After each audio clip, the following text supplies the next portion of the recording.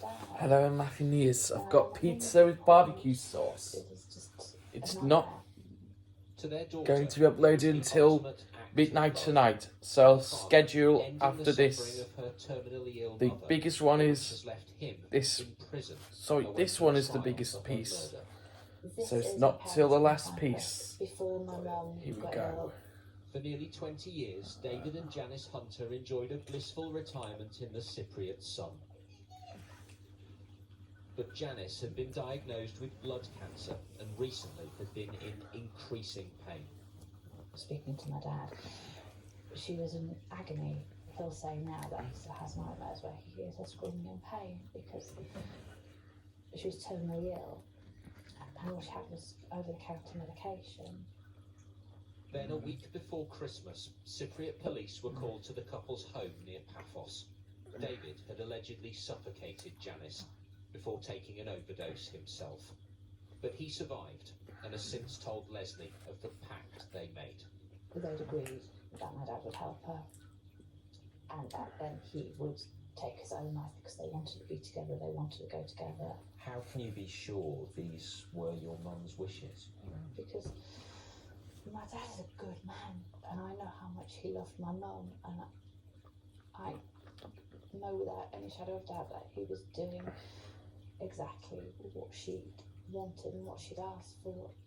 But despite her belief in her father's motives, David was soon taken into custody. He's 74 and has now spent 4 months in the island's main prison, accused of murdering his wife. He calls Leslie every day. How's your dad doing?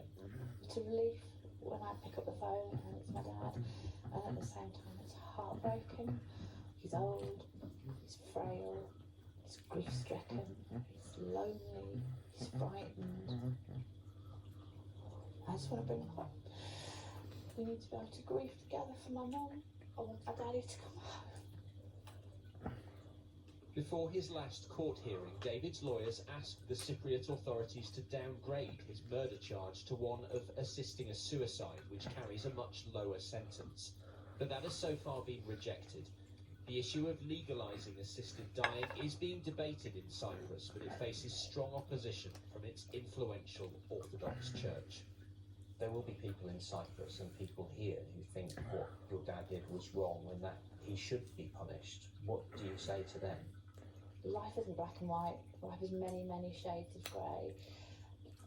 When people are desperate and scared and in pain, they make decisions that you might not agree with, but a little bit of empathy can go a long way. For someone so decent to spend the rest of their days in prison is just a tragedy. So if they could show compassion to a good man and just let him spend the rest of his time with his family, we'd be really grateful. Janice's grave is in Cyprus, but the man who loved her for more than half a century has not been allowed to visit.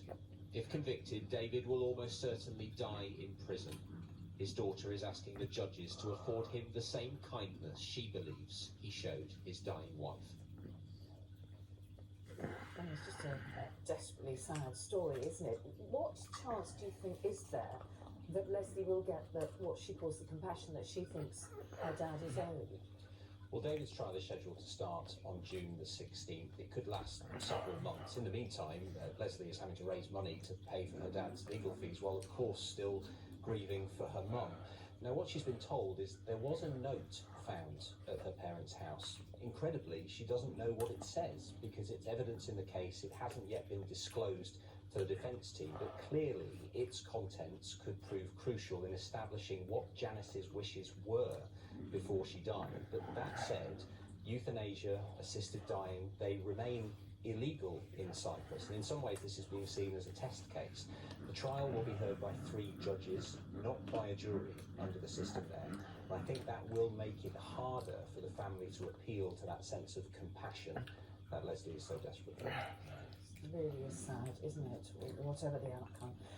Benjamin, thank you very much indeed for that. Okay, well, let's get an update now on what's making the news tonight. The mother of baby P, Tracy Conley, could be free prison within the next 2 weeks.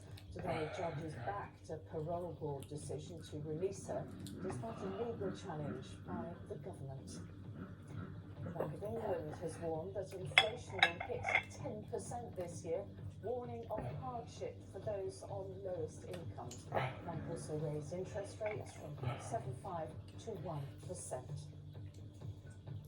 In Ukraine, fighting is ongoing in the city of Mariupol, where the Russian army is trying to wipe out the remaining defenders there.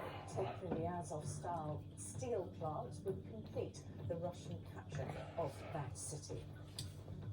And there are just under 3 hours left until polls close across the UK. In Northern Ireland, elections for the Stormont Assembly have been taking place, along with local elections in England, Wales and Scotland. Now let's turn to the US, and Amber Heard has been giving evidence for a second day about what she says is the verbal and physical abuse she suffered at the hands of her former husband, Johnny Depp. She said their relationship had become a constant battle, as she put it, and she described an incident on an aircraft where she says Depp threw things and kicked her in front of her friends. Our US correspondent Emma Murphy has the latest. Yes. As a 22-year-old no-name actress, she thought it was a love like no other. At 36, she and the world know otherwise. When they met, Johnny Depp was twice Amber Heard's age, with a name known around the world and a reputation to match. Maybe he had ashes on his shoulders. Now they are on either sides of a courtroom, their relationship part of a case which at times sounds more like a movie than a life. My dad told me, Johnny has asked me permission for your hand in marriage. And I felt like the luckiest woman in the world. Yet soon she'd be taking photos of her passed out lover in the hope the images would encourage him to be sober and less violent. She told the court of being attacked on his private plane. My back was turned to him, and I feel this boot in my back. It just in the back. I fell to the floor, I caught myself on the floor, and I just felt like I was looking at the floor of the plane for felt like a long time. And I thought to myself, I don't know what to do. I can't believe he just kicked me. No one said anything. No one did anything. It was like you could hear a pin drop on that plane. You could feel the tension, but no one did anything. She then recorded him wailing.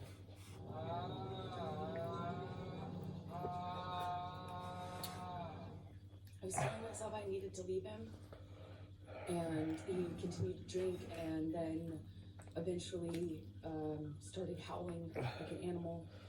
What time are you going to bed by? I don't know, I've got to finish the cake as well. I'll be in bed by 9 tonight. What time did you get to your voice today? Control was a constant in their lives. 9:15. Was it? Yeah, it was. What did you do in You there? might think getting fewer squashed bugs on your car windscreen or number plate would be a good thing, but conservationists fear that it might show a worrying pattern of insect decline Hey, across our entire what did planet. you do in A the citizen science project found the number of flying What? insects Safari park in today? 60% in less than 20 years. Today in the safari I've done On why bugs for Thursday. They are You've creeping, crawling, seen as and locust crawling when I'm a around us. celebrity. These creatures are small, but the part they play in our lives is not, and their world is fragile. Each year there are fewer and fewer insects. What in else? Britain. Farmer Stephen Briggs knows how vital bugs are for his cereal and fruit crops, which in turn become our food.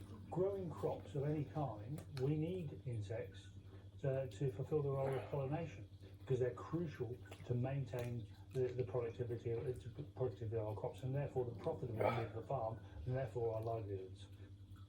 Research indicates there's been a sharp decline in insect populations between 2004 and last year.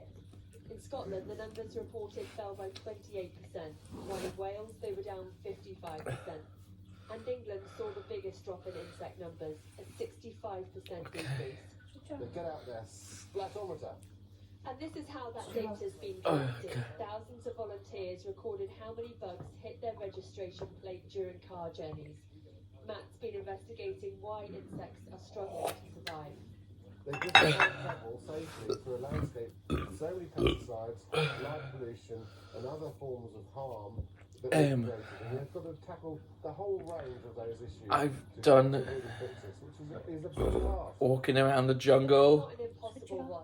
This farmer's seen insects I've made the fruit kebab for the to create corridors otters. Oh, you made a fruit kebab for the otters?